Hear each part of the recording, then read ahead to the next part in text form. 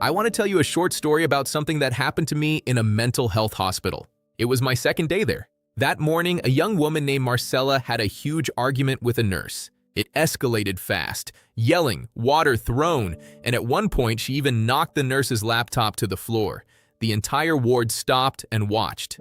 It was chaos. The next day, Marcella came up to me and introduced herself. She asked me, "What are you doing?" I told her I was going to ask the nurse for a grievance form so I could file an official complaint about how things were being handled on the unit. She looked at me and she looked genuinely surprised by what I said. "Wait, we can do that?" I said, "Yes, you absolutely can, and if you want, I'll show you how." Word spread pretty quickly. Before long, 8 of us were walking together toward the nurse's station.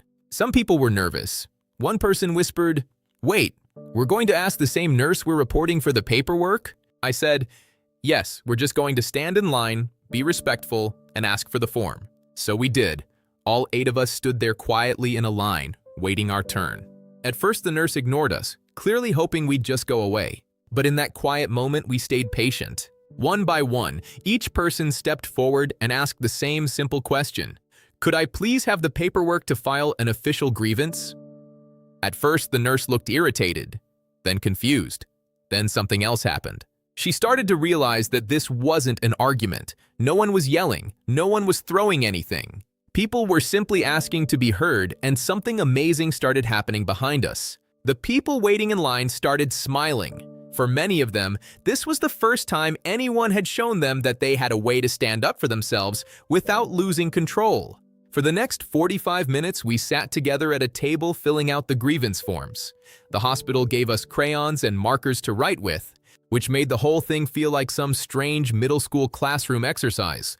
But while we filled out those forms, people started talking. They shared what had happened to them. They talked about moments where they felt dismissed or misunderstood. They explained how those experiences affected their health and their trust, and something changed in the room. Instead of anger, there was conversation. Instead of chaos, there was dignity. When the forms were finished, we walked back to the nurse's station one by one and handed them in. The nurse accepted each paper quietly.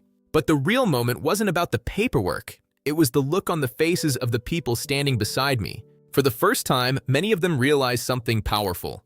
They had a voice. And sometimes the strongest thing you can do isn't explode in anger. Sometimes the strongest thing you can do is learn how to use your voice so that people finally hear you.